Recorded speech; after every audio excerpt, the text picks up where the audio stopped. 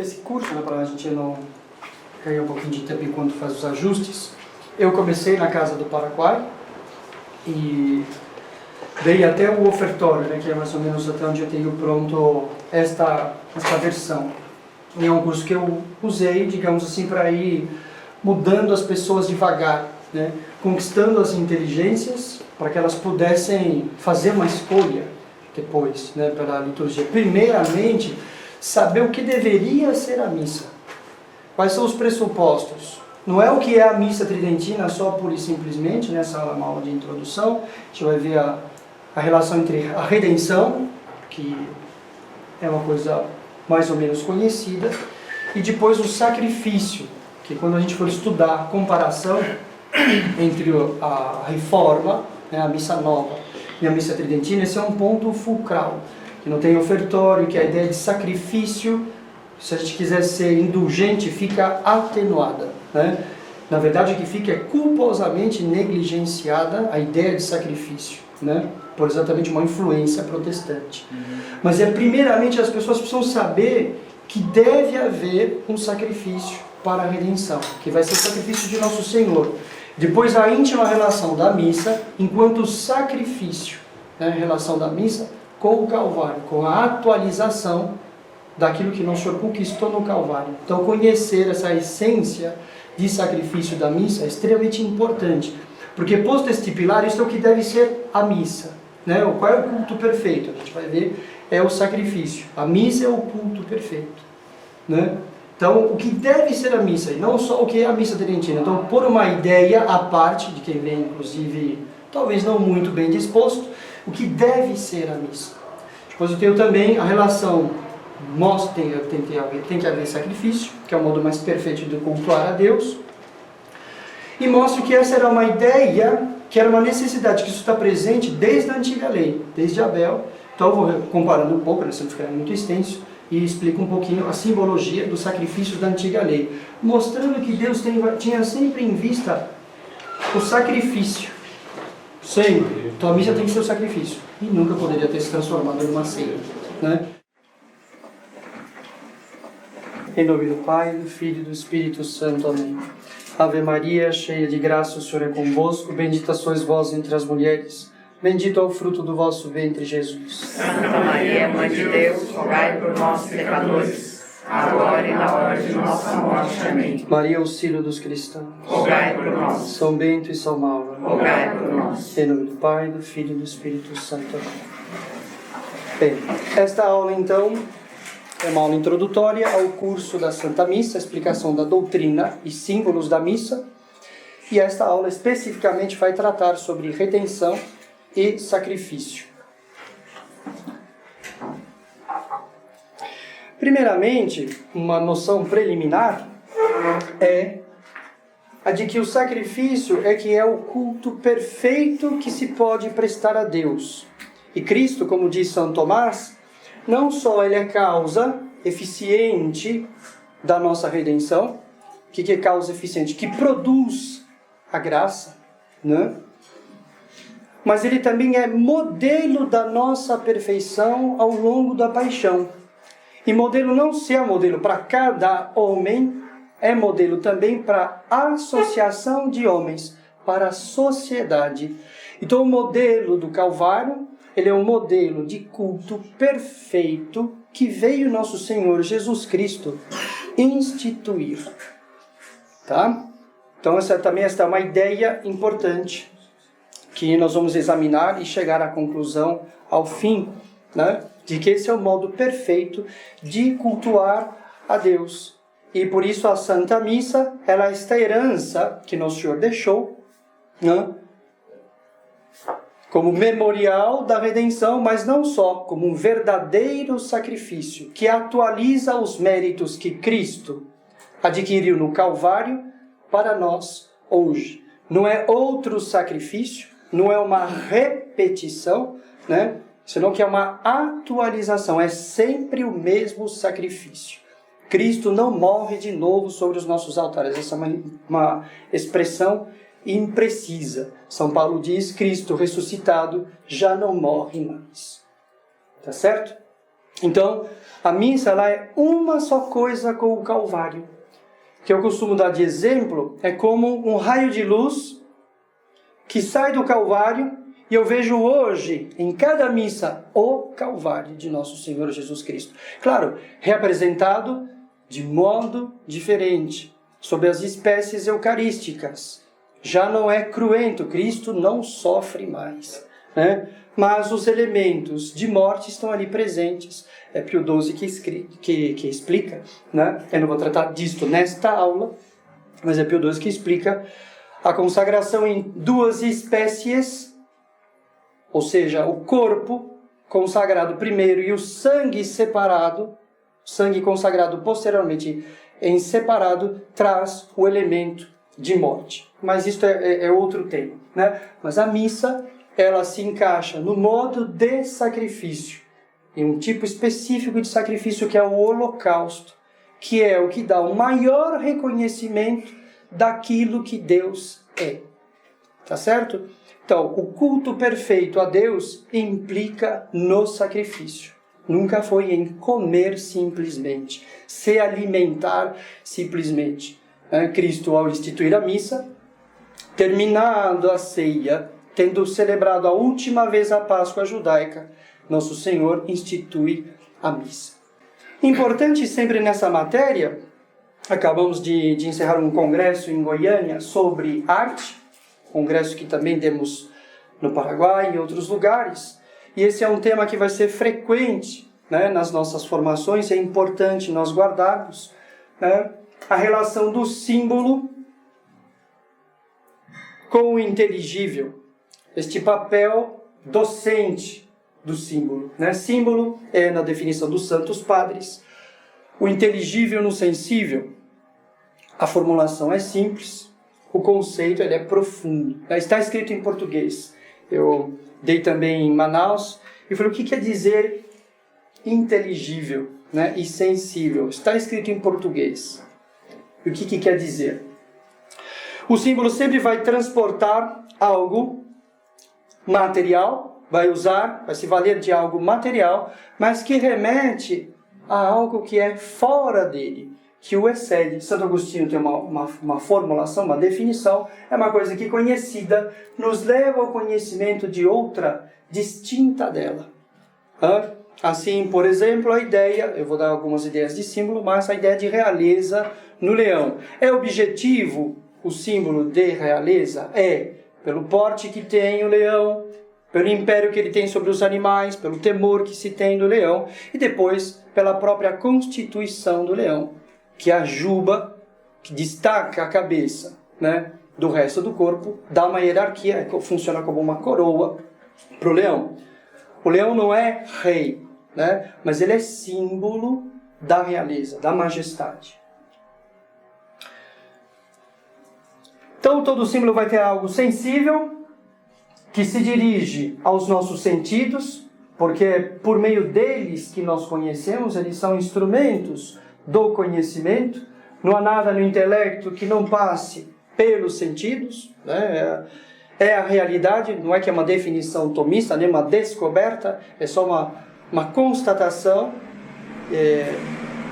bem expressa em São Tomás. Não há nada que esteja no intelecto que não tenha passado pelos sentidos. Mesmo a fé vem pelo ouvido, né, que é uma revelação de verdades superiores, nos vem pelo ouvido.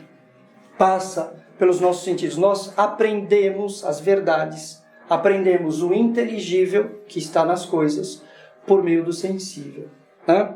Então, todo símbolo vai se valer de algo material e transporta, carrega nele, além da sua própria verdade, da sua própria forma, que nos diz a ideia de mesa.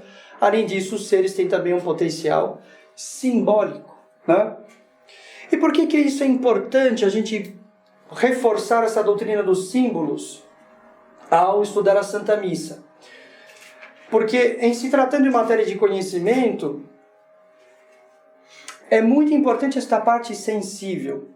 Porque como é assim que nós aprendemos, é assim que o nosso ser é, então o sensível ele vai ter muita importância, ou seja, esta parte material. Por isso que é importante o exemplo. Eu dei o conceito e dei o exemplo do leão. O leão torna a ideia do símbolo como que palpável, ela fica visível, acessível, e eu aprendo mais. Nosso Senhor, quando falava em parábolas, ou seja, no comportamento da natureza ou em atitudes humanas, no comportamento do filho pródigo, né?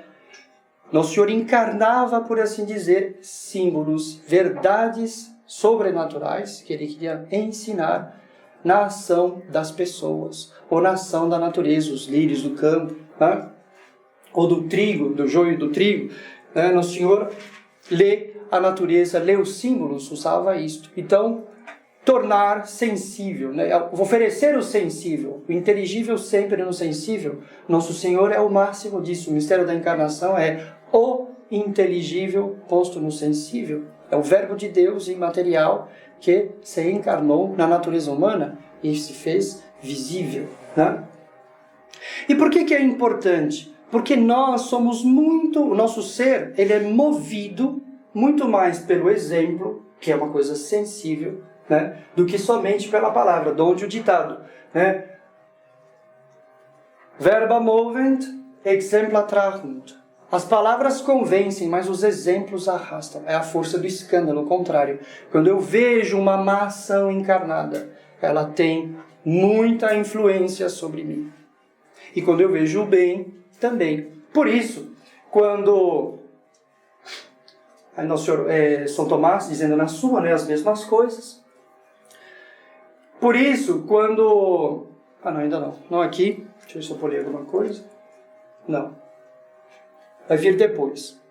Alguns exemplos de símbolos para a gente entender mais. Né?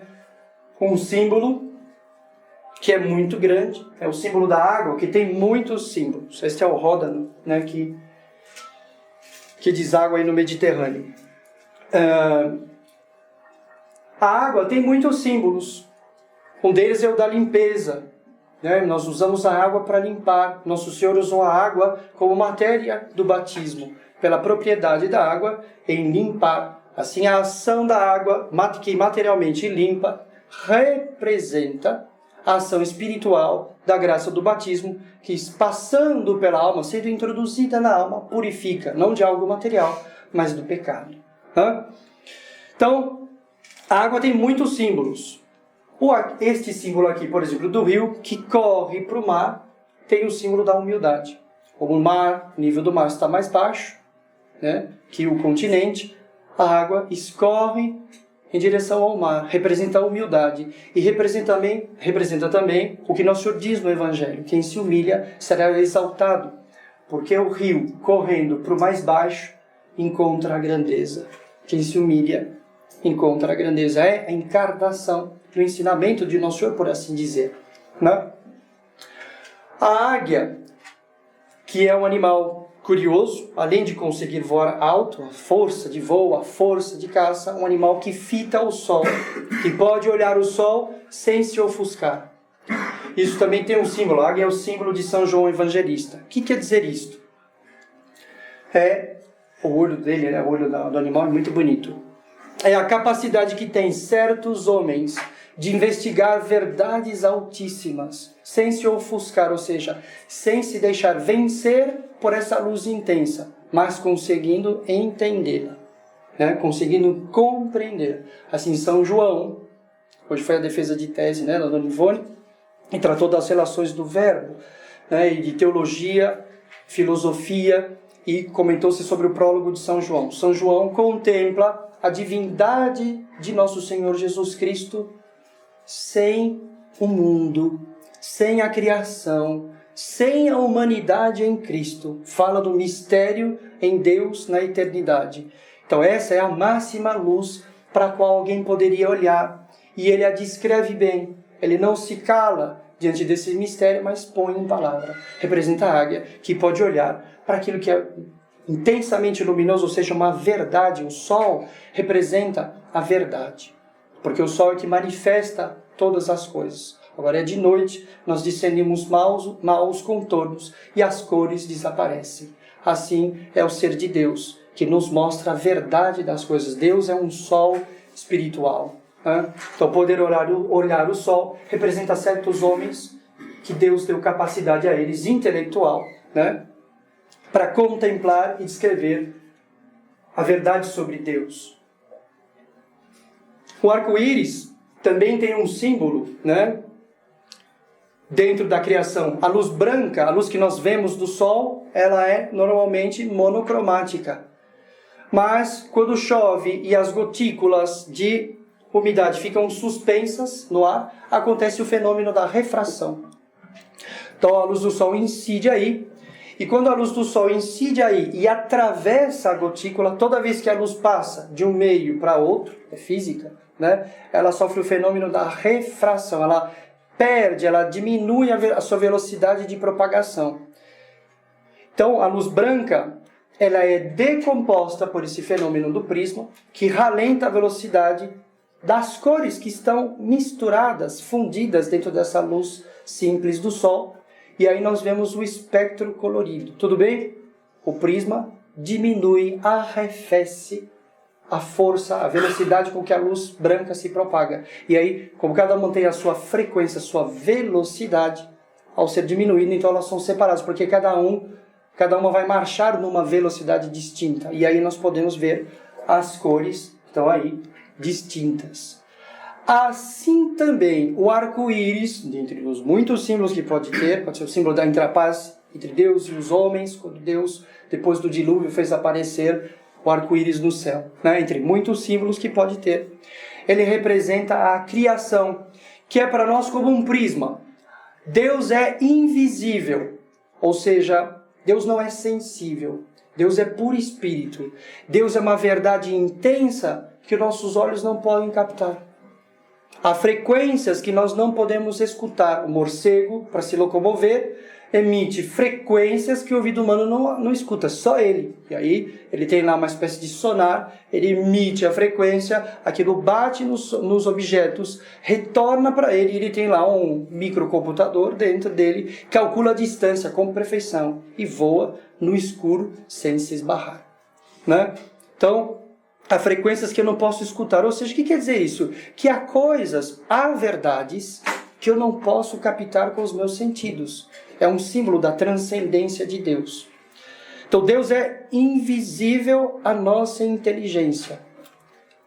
De modo comparativo, as cores que são invisíveis dentro da luz branca, que ao passarem pelo prisma eu vejo. A criação, ela é como um grande prisma de Deus. Então Deus, a luz de Deus, a luz do ser de Deus, ao transpassar as criaturas, é arrefecida, diminuída de intensidade, e aí eu vejo o bem do ser de Deus. Tenho uma ideia, pelo menos, do ser de Deus. Tudo bem com esse símbolo? Deu para compreender? Esse aqui é o disco de Newton, uma experiência física também, que tem as cores, né? E girado numa certa frequência, agora não me lembro mais, mas posto num motorzinho girado sob uma certa frequência, fica branco. A mistura das 7 cores resulta no branco. O arco-íris e a luz é símbolo de Nossa Senhora, no qual, fundida a perfeição, deu um só ser. Nossa Senhora que é o prisma, o grande prisma de Deus. O mundo é um prisma, a Sagrada Escritura é um prisma. Nossa Senhora é um prisma que nos permite conhecer perfeições ocultas, difíceis, de difícil acesso à nossa inteligência em Deus. O 7 mais 1. É Deus e só as perfeições também de Nossa Senhora na sua pureza, virgindade perpétua. Bem, isso aqui então para falar um pouco do símbolo. Por que é importante a gente conhecer o símbolo? Porque o símbolo, se eu crio um símbolo e a liturgia, ela vai entrar, neste campo do simbólico, porque a liturgia, o que ela vai pôr? A arte é uma filosofia, uma visão do mundo, um conjunto de verdades ou de mentiras, de enunciados, posto em símbolos. Então o símbolo ele é veículo de ensinamento, potente. Por quê? Porque ele é compatível, ele é conforme a uma necessidade da nossa natureza, que aprende por meio das coisas sensíveis, por meio dos sentidos. Tá certo? A arte é uma filosofia posta em símbolos. E a liturgia, nós poderíamos dizer o mesmo, ela entra nesse escopo de arte, ela é uma teologia posta em símbolos. É a revelação posta em símbolos. Então, o padre está e consagra. Ele adora sozinho. Ele faz este gesto, genuflecta. O que quer dizer isso? Genuflecta quer dizer que ele adora com esse sinal que aquele ser que está ali, aquilo já não é mais pão, consagrando a hóstia, é Deus. Né? Ele sussurra, ele fala versos de Deus, ele fala de frente para Deus, ele fala com Deus. Então tem toda uma teologia, princípios, né, da nossa fé, verdades reveladas, que são postas em orações, atitudes e roupas. O sensível carrega, traduz o inteligível. Tá certo? Então isso é muito importante. O símbolo ele vai ter uma grande força sobre nós. Ele vai ensinar de modo intenso. E por isso que é importante a gente saber conhecer os símbolos, usar dos bons símbolos e deixar de usar os maus símbolos. Um garoto não deve usar o boné para trás, porque ele contraria o fim do boné, que tem a viseira para frente, que é para proteger os olhos da luz do sol e ele ver melhor. Se ele põe para trás, perde o sentido. Ele usa contra, não tem nenhum pecado nisso, em geral falando. A menos que a pessoa seja tão subversiva que ela queira contrariar até isto. Né? Então nós devemos usar os símbolos de maneira adequada. Certo? Sempre de maneira racional ou de maneira teologal.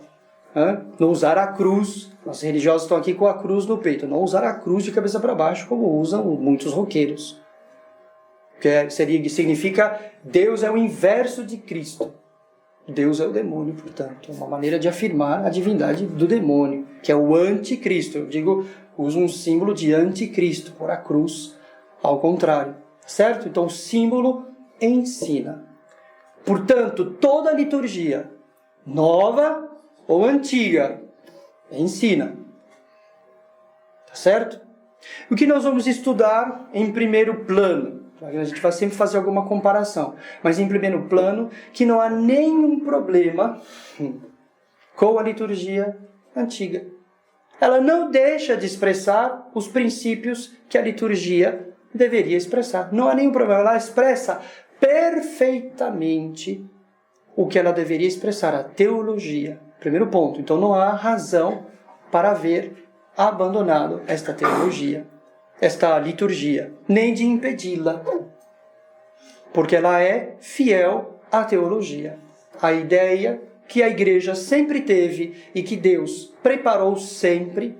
Esse vai ser o tema das aulas posteriores, desde o Antigo Testamento, tá bem? Então, a importância do símbolo, ou seja, do sensível, que nos arrasta, que nos ensina, mas eu dei o exemplo da água, eu falei, puxa, é verdade que quem se humilha vai ser exaltado. É verdade mesmo que Cristo disse, porque o rio, correndo para o lugar mais baixo, encontrou a grandeza. Acabou, contra fatos, não há argumento. Ensinou de maneira magisterial. Quando eu encaro no símbolo, ele tem muita força, muita eloquência. Tá bom? Bem, por isso que Nosso Senhor nos Atos dos Apóstolos, olha como diz São Lucas, né? Fiz o primeiro tratado ao Teófilo acerca de tudo quanto Jesus começou a fazer e depois ensinar. Porque o fazer ensina mais do que o falar. E Cristo ensinou primeiro do modo mais perfeito. Como o grande rio se humilhou, veio encontrar a grandeza se encarnando na natureza humana. Primeiro ele fez, foi sem palavras. Primeiro ele fez e depois ele disse. Por esta ordem, porque isso nos toca muito. Santo Afonso, nas novenas de Natal, é sempre muito bonito ver. É a atitude de Cristo na manjedoura que nos ensina. Nós meditamos as ações de Cristo, né?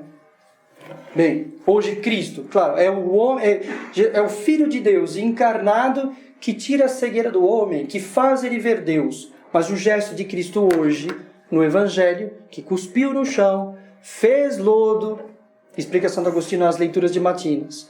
E passou nos olhos do cego de nascença e falou, vai para Siloé. Siloé significa enviado. Cristo era o enviado de Deus. É dupla significação.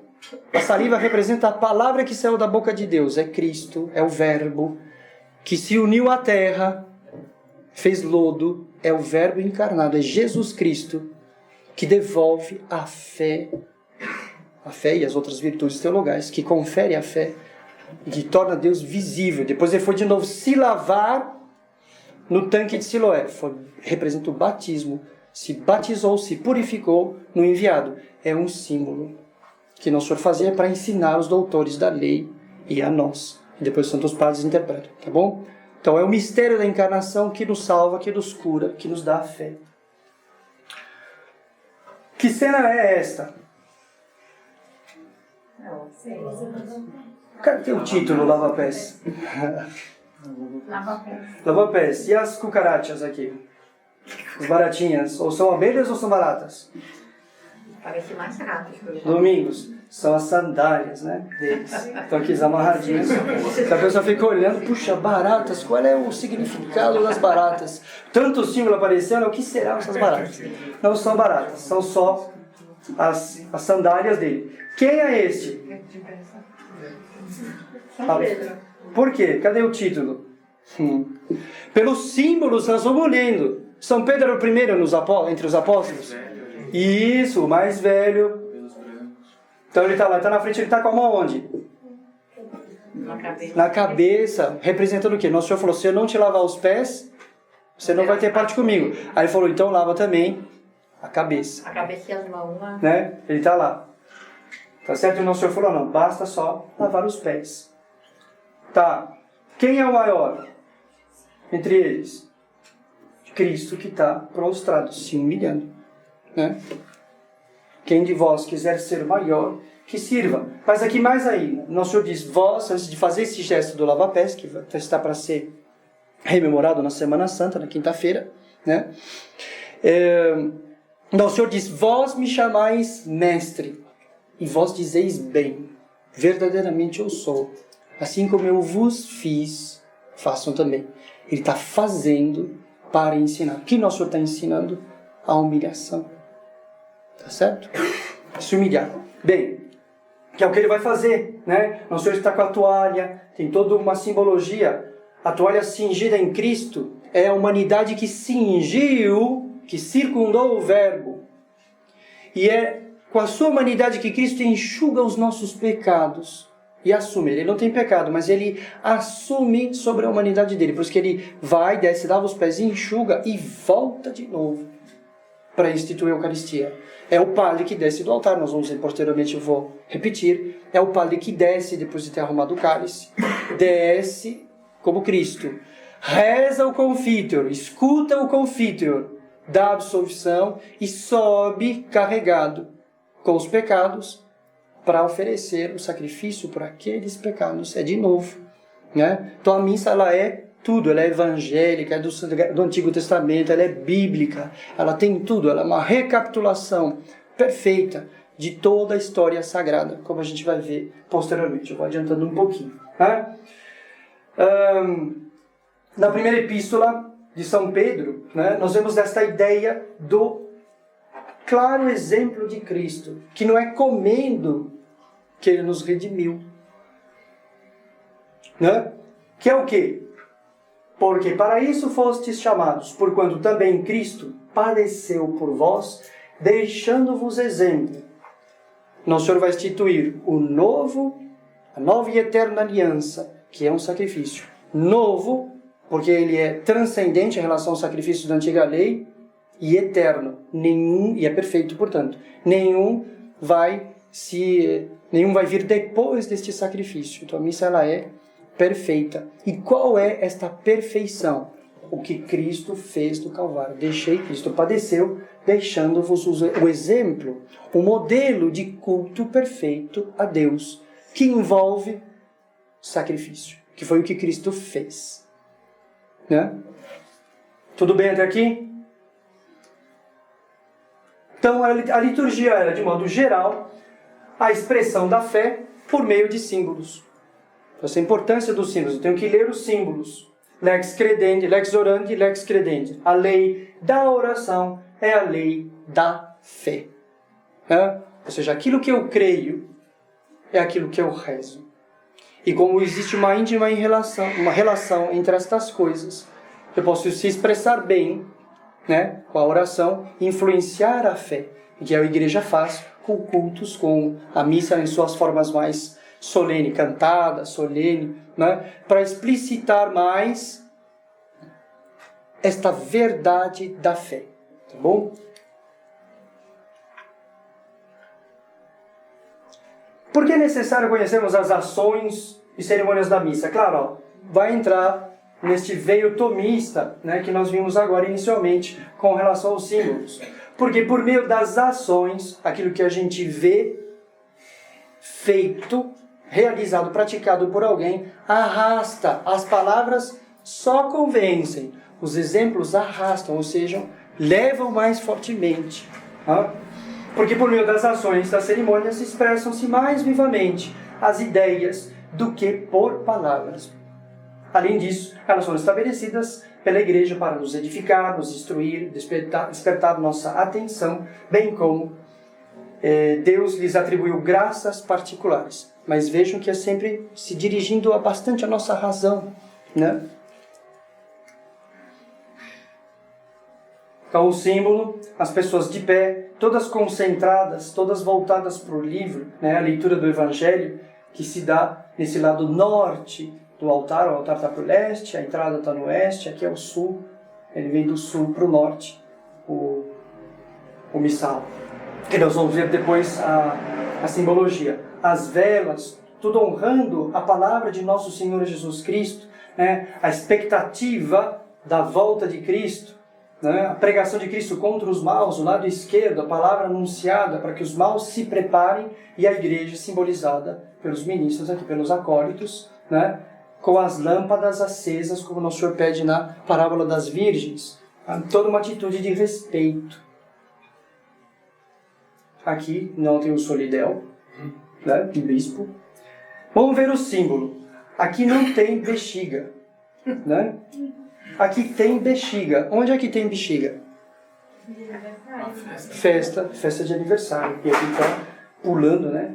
Dançando. Então, elemento sumamente inconveniente. Aqui está o cálice, né? Corporal. Velas também, né? Mas, com esses elementos aqui, que dão uma outra ideia, que não é a de missa. A ideia inconveniente para o sacrifício de Nosso Senhor. Nosso Senhor carregando a cruz, né, do aleijadinho, e outra cruz desse José Luis Cerezo, né, de Saragoça. Olha só que interessante, está dito lá na descrição das obras dele que o escultor gosta de salientar os ocos, os vazios. Ora, nós sabemos que o mal não existe enquanto coisa, que o mal é a ausência de ser. Portanto, ao salientar a ausência de ser, ele salienta o mal. Ele fez uma cruz, mas ele quer salientar o mal. Não o Deus do bem, o Deus do ser, mas a ausência do ser, a ausência de Deus. O vazio, o mal, portanto, uma coisa satânica. Né? Ou um símbolo, ainda que pretensamente católico, ele confessa o contrário. Bom, aqui nós, depois dessa parte simbólica, que é importante para nós, né, e que Cristo, a igreja, sempre codificou a aliança e este culto prestado a Deus com elementos de morte, com sacrifício. A ideia de sacrifício e morte, ela é presente. Basta ver a quantidade de cruzes que o padre faz. O paramento leva normalmente uma cruz nas costas, né? A ideia de sacrifício, de holocausto, de morte, ela é intensamente representada pelo gestual do sacerdote, que se inclina, que genuflecta. Cada genuflexão é como se fosse a morte, o levantar, a ressurreição. Sempre a ideia de morte presente, né? Bem, Aqui nós vemos então uma outra parte da aula, entramos numa segunda parte, que é o pecado original. Cristo veio ao mundo especialmente, São Tomás vai dizer depois, eu me antecipo aqui um pouco,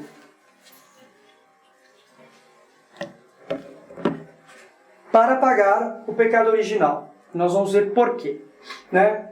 Que relação há entre a ofensa e a dignidade do ofendido? São Tomás vai explicar, eu pus, nós sabemos, eu pus só para a gente registrar a autoridade a autoridade que tem São Tomás na igreja, como doutor comum, como doutor universal. A igreja o prefere entre outros doutores, né?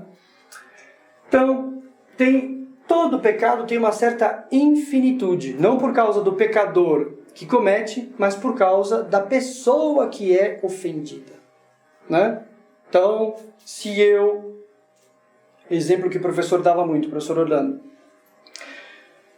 se eu dou um tapa injusto numa criança, um pai que bate no filho injustamente passando da medida, tem uma certa ofensa, tá certo?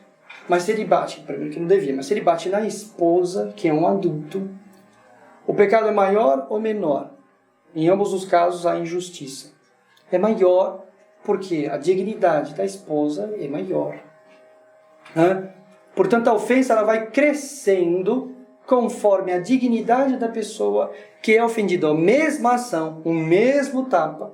Eu dou um tapa numa criança, eu dou um tapa numa pessoa adulta, ou firo um sacerdote. Já é sacrilégio, por causa da pessoa dele, que está ligada pelo sacramento, está vinculado a Cristo. Então ele é algo sagrado, que já não pode ser tratado de modo comum, profano. Se eu bebo água do cálice da missa, ou tomo outro líquido, desculpe por um exemplo, que é sempre horrível, né? Mas tomo outro líquido, eu pego o cálice da missa e tem uma festa, não tenho de beber, pego o cálice e tomo. É pecado mortal. É pecado mortal beber? Não. Mas tratar uma coisa sagrada, reduzi-la ao profano, sim. Assim também a agressão a uma pessoa sagrada, seja religiosa, seja um sacerdote, é uma ofensa grave. É um sacrilégio, ele entra em outro patamar. Assim também se eu desse um tapa no Papa. Tudo bem? Se eu aplico isso para Deus, qual é a dignidade de Deus? Infinita. Daí a formulação, né? Que o pecado tem uma certa infinitude, em razão da majestade infinita de Deus. A ofensa tanto é mais grave, quanto maior é a dignidade da pessoa ofendida. E se nós pensarmos aqui,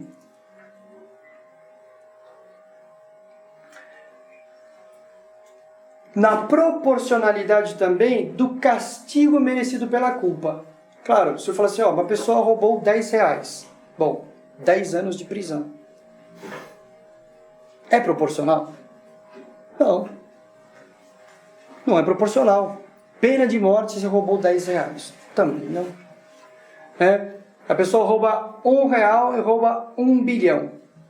Claro que o que roubou mais merece uma pena proporcional à sua culpa. Tá certo? Também, então, o castigo merecido por uma ofensa feita a Deus, infinita, né, que tem dignidade infinita, merece também um castigo, uma pena infinita. Isso aqui é uma questão de raciocínio, de lógica, de justiça, de proporcionalidade. Tá certo? Bem, daí decorre também que do pecado original, que foi uma grave culpa, uma grave ofensa, Adão e Eva transgrediram um preceito dado por Deus diretamente, então contraíram para com Deus, contraíram uma culpa infinita, que merecia uma pena infinita. Isso é claro, né? Então, a quantidade do castigo, São Tomás vai explicar bem, corresponde à quantidade de culpa, segundo diz o Deuteronômio, vai se fundar na Sagrada Escritura, segundo a gravidade do pecado, será a medida dos açoites. Como o pecado cometido contra Deus é infinito, nós deduzimos que ele merece uma pena infinita. É simples, né? Assim, o pecado é mais grave, ferir o soberano, é o exemplo de São Tomás, ferir o rei é mais grave do que ferir do que ofender uma pessoa simples, sem desprezo para ninguém, mas simplesmente pelo grau de dignidade. O que quer dizer dignidade? O quanto aquela pessoa representa Deus. As autoridades representam mais Deus. O pai em casa tem a sua dignidade. O padre tem a sua dignidade, maior do que um pai de família, porque representa mais a Deus. Certo? Remete mais a Deus. Com o pecado original, o homem contraiu uma dívida infinita, de proporção infinita. Por isso, é importante a gente saber que a culpa é uma dívida. O homem adquiriu uma dívida ao pecado. Isso é muito importante. Nós vamos agora fazer um congresso sobre Lutero. E Lutero é quem vai começar a destruir esta noção de dívida. Então é importante a contabilidade, que há uma dívida. A culpa é uma dívida. Redenção, e nosso Senhor veio ao mundo para nos redimir, é o mistério da nossa redenção. Redimir vem do latim redimere, que significa pagar, comprar, emere, vem do latim, é comprar, significa comprar. São Paulo, fostes comprados por um alto preço, glorificai, pois, a Deus em vosso corpo. Resgatar, a etimologia, tirar o cativo da escravidão mediante um preço. Nós, pelo pecado, estávamos, pecado original de Adão, todos nascemos submetidos à escravidão do demônio. E requeria isto o pagamento desta dívida. E veja bem que isto era necessário, porque se não fosse necessário pagar, Cristo não tinha se encarnado. Eu vou chegar aqui. Ofensa infinita requer uma reparação, um pagamento, uma satisfação infinito. Por isso, daqui vai decorrer, vou resumir o que está lá, um impasse na nossa redenção. O homem, que é finito, contraiu uma dívida finita. O homem finito contraiu uma dívida infinita. E tudo que é criado, e tudo que pudesse pertencer ao homem, Deus tinha submetido as árvores, os animais, no paraíso, tudo ao homem. Tudo é finito, porque tudo é criado. Daí que a somatória do finito, embora possa ser muito grande, a somatória do finito resulta sempre no finito. Finito, mais finito. Dá o quê? Uma coisa muito grande, mas finita. O que quer dizer isso? Se Adão pegasse Eva, foi o foco do problema. Todos os peixes do mar, todos os mamíferos que vivem no mar, o pinguim, que é mamífero, não é ave, baleia, e fizesse um holocausto, vamos queimar tudo isso. Eva, vamos pôr sempre Eva aí. E todos os animais pagavam o pecado original, falando, perdão, eu ofereço isso em troca para pagar. Não pagava. Todos os minerais, o globo da Terra, nada. Todas as galáxias, com todas as estrelas e sóis que possam existir. Finito, dá sempre finito. Se pusesse Nossa Senhora, vamos lá, junto e queimasse tudo, destruísse tudo, não pagava o pecado original. Não pagava um pecado mortal. O pecado original é um pecado mortal, cometido pelas origens da humanidade, Adão e Eva. Por isso o pecado original é um pecado mortal. Tudo isso destruído, sendo aniquilado, não pagaria um pecado mortal. E agora, Adão adquiriu uma dívida, uma dívida que ele não podia pagar. Então, como é que Deus vai solucionar isto? Foi um homem que pecou, era um homem que devia pedir perdão. O André faz uma coisa errada, falou, vem aqui me desculpar pelo André. Não, o André que tem que ir lá, é a pessoa. Foi a humanidade que em Adão pecou. Era Adão que devia pedir perdão. Mas a dignidade de Adão, embora rei da criação, rei do mundo, né, era finita. Não era proporcional, suficiente para pagar a dívida. Ora, dignidade infinita não pertence a nenhum ser criado. Somente Deus é infinito e possui dignidade infinita. E é então que nosso Senhor, que Deus, vai então, por desígnio, por amor dos homens, para nos redimir, operará o mistério da encarnação, em que a natureza, a segunda pessoa da Santíssima Trindade, que tem natureza divina, se unirá à natureza humana. Em Cristo se dá a fusão do finito com o infinito, num só ser. As ações de Cristo são, a um só tempo, humanas e divinas nele.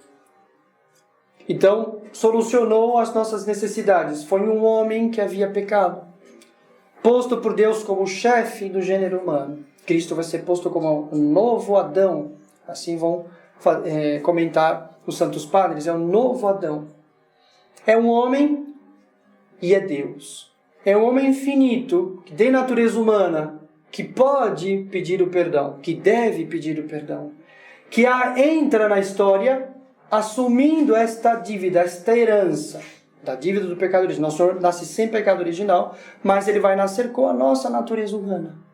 E ele vai assumir esta dívida no nosso lugar. E nele se dá a junção, então, por causa da divindade, né, da natureza divina. Ele tem dignidade infinita. Ele é homem infinito e Deus infinito. E, portanto, as ações de Cristo têm todas dignidade infinita. Tá certo? E o que Cristo vai fazer? Cristo, veja que a necessidade de pagar era inexcusável. Não dava para fugir desta necessidade. Havia necessidade de pagar esta dívida. Portanto, era uma dívida real. É que Deus, a justiça, a ordem moral, precisava ser restaurada. Enquanto reinou o pecado original, esta ordem estava danificada. É Cristo que vai restaurar todas as coisas.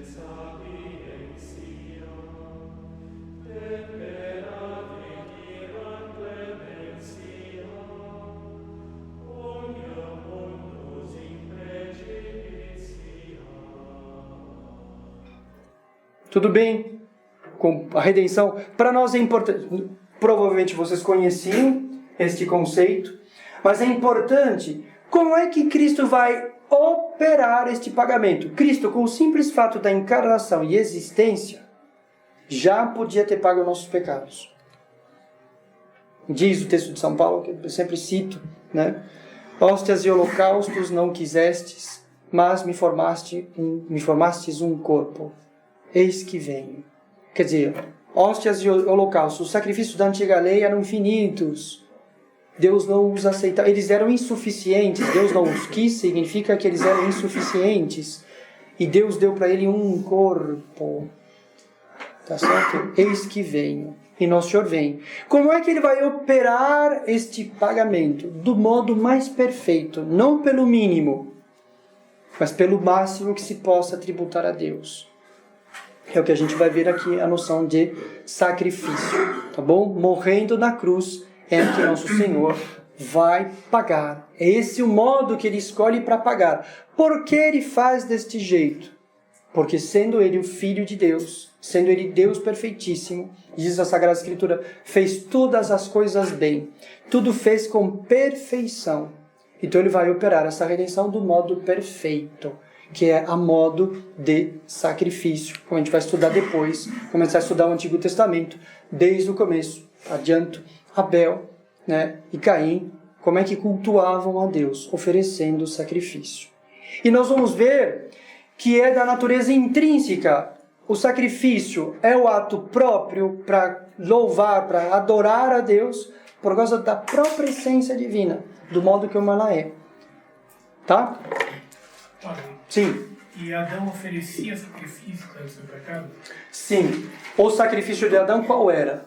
Ele era mais espiritual, não era material. Era a abstinência do fruto. Não comer. Reconhecer a sua limitação. Isso era um sacrifício perfeito. Então a necessidade de sacrifício não decorre do pecado, mas da relação do homem com Deus. Da relação com o homem com Deus. Ainda que não houvesse pecado, deveria haver sacrifício. O homem compreende, eu vou citar depois um padre aí, que eu esqueci o nome dele, né? O homem compreende intelectualmente que ele deveria, eu vou adiantar, que ele, por causa da pergunta que é propícia, ele compreende que tendo passado do nada para o ser, olha, isso é uma passagem infinita. A passagem do ser para o não ser é infinita. O próprio ato de ter uma alma imortal, eu tenho uma coisa infinita, um bem infinito. Então vamos brincar de amigo secreto. Então se estipula, vou lá. De amigo secreto eu ganho um data show, né? E dou um CD. A pessoa para quem eu dei o CD, vamos supor que eu tirei a pessoa que me deu o data show e ela me deu o data show, eu dou o CD. Ela fica contente? Não fica. Né? Claro, pode ter virtude e se conformar apesar disso. Não está justo, não é proporcional. Porque a retribuição tem que ser proporcional ao bem recebido. É claro, né? O castigo é proporcional, a retribuição também. Quero dizer, muito obrigado, estou muito contente, né, com alguém. Aí eu vou lá dar um presente e dou um par de chinelo. É claro que poderia ser, se uma pessoa é pobre, dar um par de chinelo. Mas se eu estou muito contente, eu quero dar uma coisa que me custe muito, para mostrar o quanto eu valorizo aquele bem. Ora, o que se pode dar a Deus que nos deu a vida?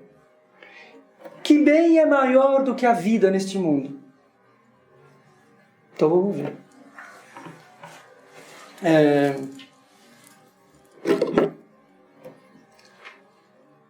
Pensemos o seguinte. Então, o Marcello é assaltado. Assaltado, o filho é sequestrado, filho do Marcello. Francesco. Levado embora. Aí ele falou assim, eu quero um resgate, eu quero tudo que você tem. Valeria ou não? Valeria tudo. Porque nada que você tem é mais importante que a vida do seu filho. A vida dele vale mais que tudo. Tá certo? O que você estaria disposto a dar pela vida do seu filho? A minha própria. Da sua própria vida. Todo mundo faz a mesma conta. Basta perguntar isso.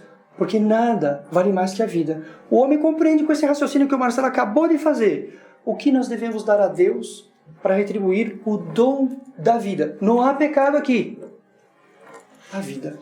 Como não convém dar-se a própria morte, Deus permite e o homem compreende. Ele põe uma representação do sacrifício que ele deveria fazer de si mesmo. Não para pedir perdão, para dizer obrigado.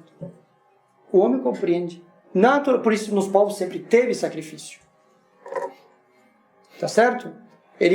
O sacrifício, do caso de Abel, que oferecia os animais, né, cordeiros, e de Caim, que oferecia os frutos da terra, são ambas as coisas das quais a nossa vida depende. É um modo pelo alimento. Então, o sacrifício assume um caráter representativo. Quem é que está morrendo sempre no sacrifício? O homem. Entregando a vida a Deus de modo simbólico, representativo, Algo morre no nosso lugar. Eu ofereço aquilo do qual depende a minha vida. Tudo bem? Deu para entender? A noção de Deus que deu um bem excelente, merece do homem um ato proporcional como ele pode. O homem conhece sempre a sua insuficiência e deve oferecer o máximo. Jó oferecia sacrifício pelos seus filhos. Claro, também em reparação dos pecados. Sempre houve sacrifício e deveria existir sacrifício, ainda que não houvesse pecado. Porque o reconhecimento, na mente, o sacrifício mesmo ele é intelectual. Eu compreendo que o ser de Deus é de tal modo excelente, e eu tenho que fazer um ato proporcional. O único ato é o sacrifício. E o mais perfeito, o holocausto, que eu destruo tudo e me privo totalmente daquele bem. E Cristo vai fazer o quê? Vai operar a nossa redenção. Dar a Deus não só uma coisa que nos redime, mas que serve perenemente para dar graças, é um dos fins da missa que a gente vai estudar, é eucarístico, é agradecimento pelos bens recebidos. Não é só de pedir perdão, mas por todos os dons recebidos. Por isso é um novo e eterno sacrifício. A missa, ela é um sacrifício, porque o sacrifício é o modo proporcional que rende o devido culto, o máximo culto devido a Deus. Tudo bem? Ficou claro isso? Isso é muito importante. Deve haver sacrifício. Por isso a gente tem que ir na missa. Não é bom, porque nós temos aí o perdão dos pecados. Mas também é o modo de dar para Deus realmente aquilo que Deus merece, aquilo que é proporcional a Ele.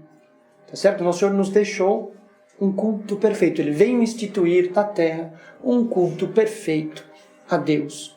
E a perfeição implica em si mesmo em sacrifício, em holocausto, na destruição, na privação de um bem. A esmola é um sacrifício. Eu me privo daquele dinheiro. Eu deixo de comer uma certa coisa. Eu me privo daquela comida. Tudo bem? Ficou claro aqui? O que é importante, porque a gente vai no sério. Tem que ser o sacrifício. O sacrifício é o mais perfeito, é o que Deus merece, ainda que não houvesse pecado. Houve o pecado. Cristo vem para redimir, para nos resgatar, e Ele vai redimir ao modo de sacrifício. Porque Ele quer dar para Deus o melhor. Amar a Deus sobre todas as coisas. Sede perfeitos, como o vosso Pai Celestial é perfeito. Cada um de nós, e nós enquanto sociedade, devemos ir à missa. A sociedade deveria reconhecer a missa.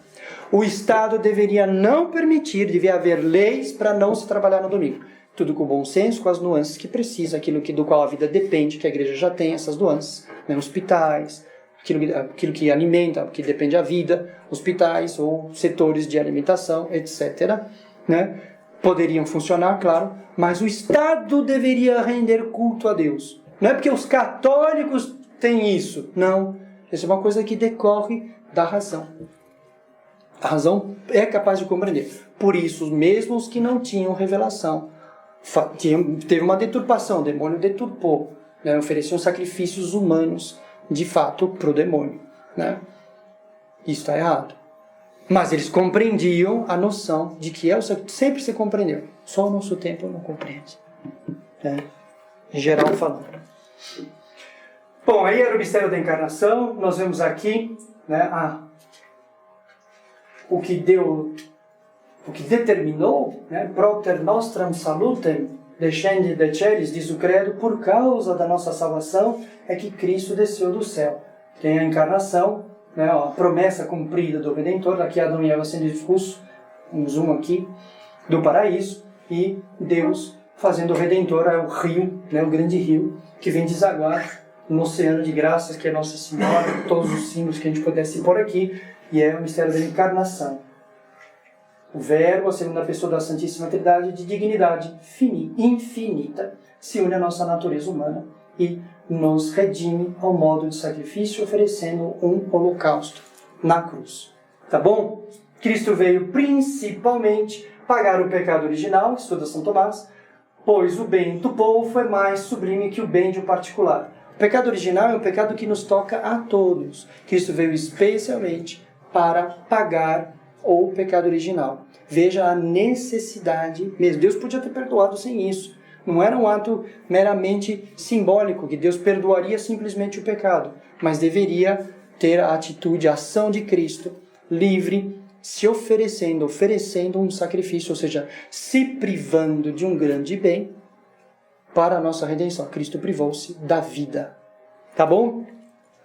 Bom, primeiro Cristo padeceu, o Catecismo Romano também diz a mesma coisa, né? Eu fui colocando aqui essa doutrina, que ela estava acessível no catecismo, que as pessoas poderiam ter acesso. Não é uma coisa filosófica ou de alta teologia, mas que está presente nos livros e que nós estamos acostumados, né? No catecismo estava expresso: Cristo padeceu pelo pecado original e pelos atuais. Os pecados atuais são os pecados que eu cometo agora.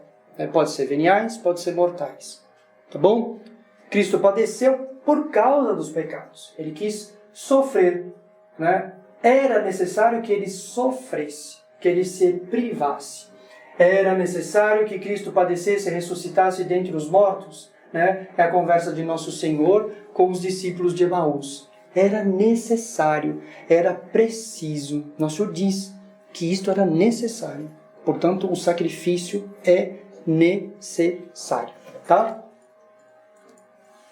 As intenções aqui do coração de Nosso Senhor, que reacendeu a fé no coração dos discípulos de Emaús. É a escultura que está lá em Chartres, no coro de Chartres. Catedral, na França. Nosso Senhor pagou e satisfez nossa dívida a modo de sacrifício. Eu antecipei, pois é a maneira mais perfeita de dar culto a Deus. Fundamentos naturais do sacrifício. Tudo pode compreender com a razão. Eu já dei, né? Só ver se tem alguma coisa que eu não falei. Aqui teria, né? Esse autor é um autor de filosofia. Ó, é bonito saber o texto. O sacrifício é o ato pelo qual se destrói física ou moralmente. Moralmente quer dizer, eu me privo, né? Eu não vou fazer uso daquele bem, eu deixo de ter aquele bem.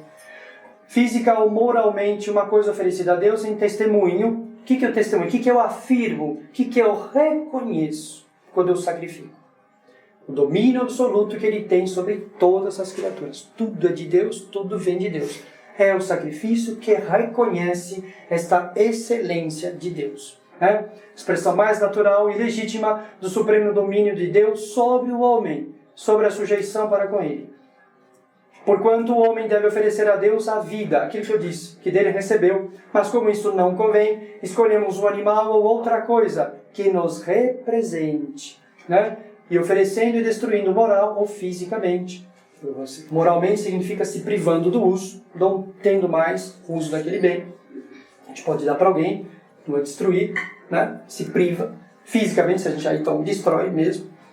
O animal ou coisa em honra de Deus. Oferecemos e destruímos o quê? A nossa própria vida. Então é um símbolo. Ó. A vida, ou aquilo que eu destruo, aquilo do qual eu me privo, representa a mim mesmo. A destruição, a privação da minha própria vida. Né? Em testemunho soberano do domínio de Deus.